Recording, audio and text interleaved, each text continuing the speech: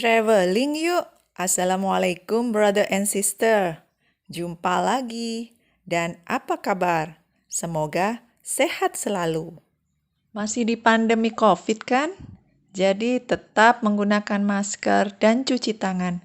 Jangan lupa. Traveling yuk kali ini akan berbagi pengetahuan dalam Journey of Research dengan topik Series of Swarm Intelligence. Video kali ini mengantarkan kita akan pemahaman awal dari Swarm Intelligence. Jadi stay tune dan tonton video sampai habis ya. Sebelum ke materi bahasan, ada quote. La tahtakir man dunaka falikulli syai'im maziyah. Jangan menghina seseorang yang lebih rendah daripada kamu, karena segala sesuatu itu mempunyai kelebihan. Maksud dari quote ini, setiap manusia terlahir dalam keadaan suci.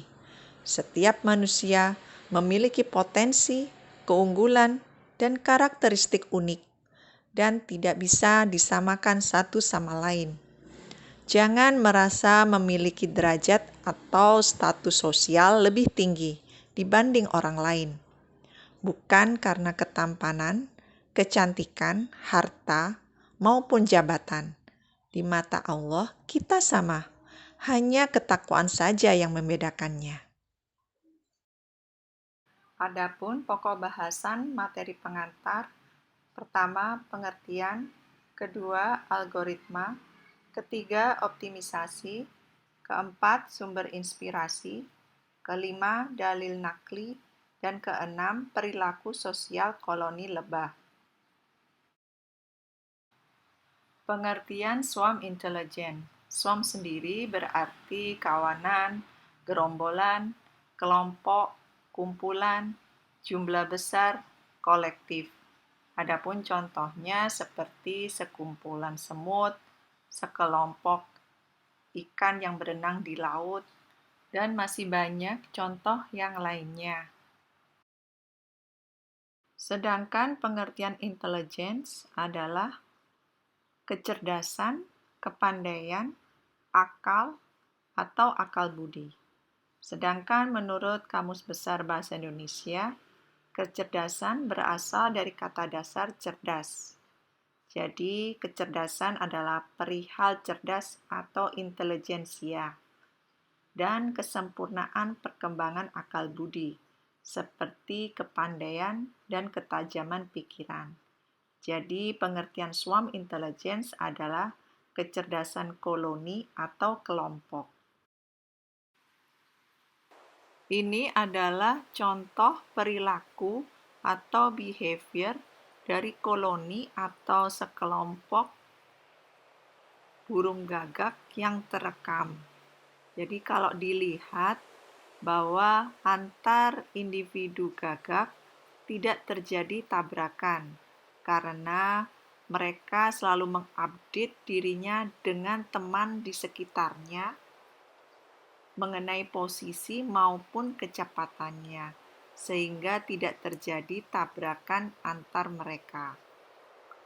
Ini adalah sebuah kecerdasan koloni, bagaimana mereka bisa terbang bersama tanpa harus bertubrukan satu sama lain.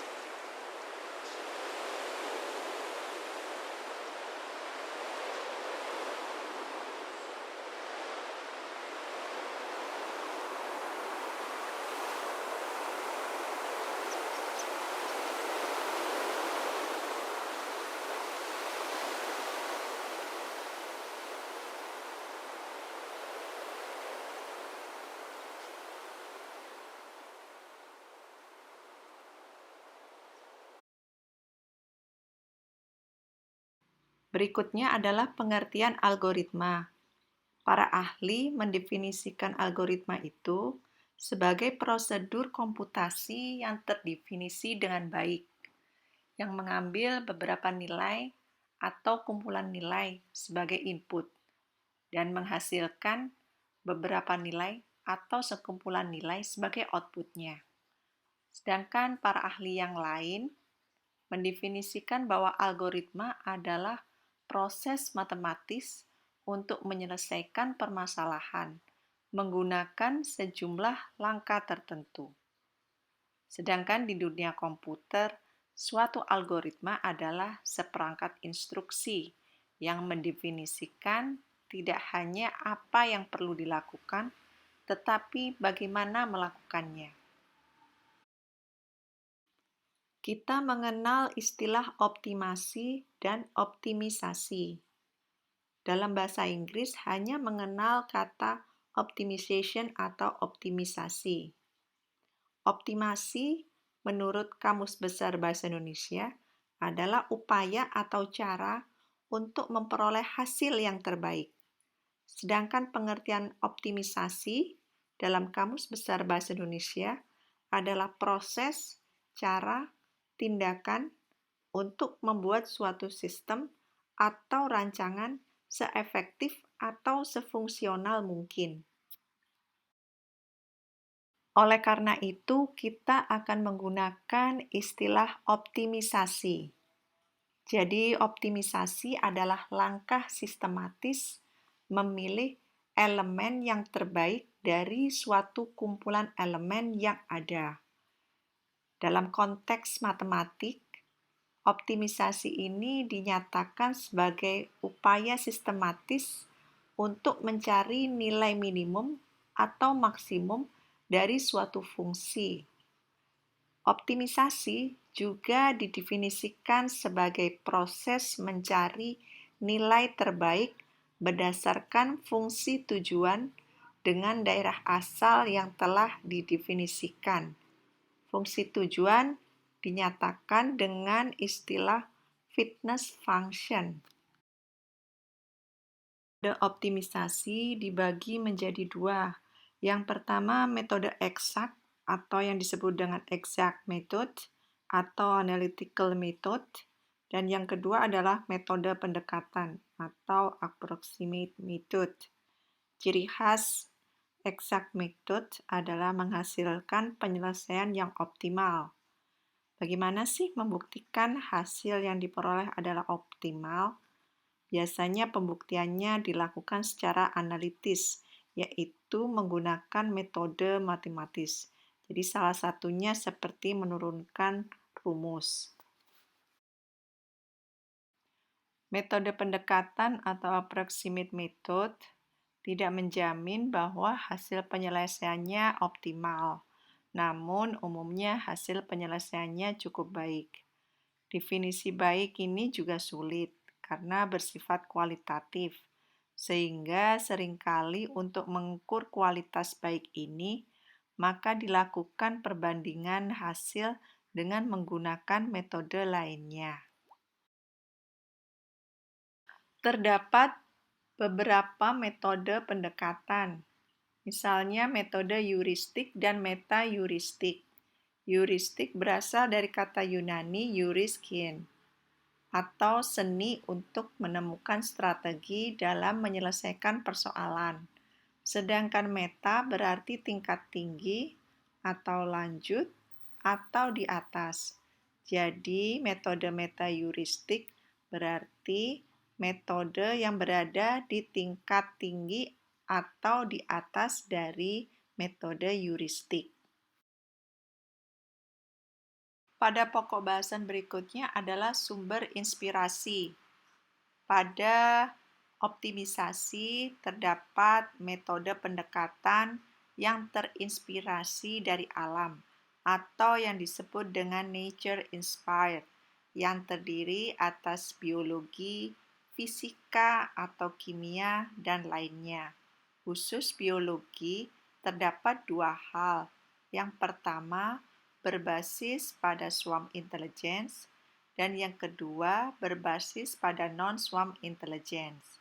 Untuk swarm intelligence, contohnya firefly atau kunang-kunang, ant atau semut, grey wolf atau serigala abu-abu, bat atau kelelawar, cuckoo atau burung, dan bee atau lebah.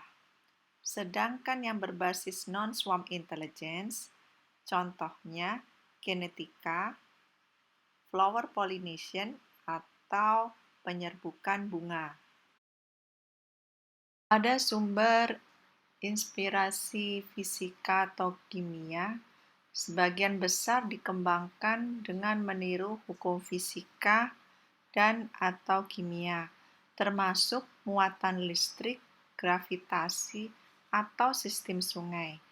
Contoh algoritmanya adalah optimasi spiral, siklus air, atau simulated annealing, dan harmony search.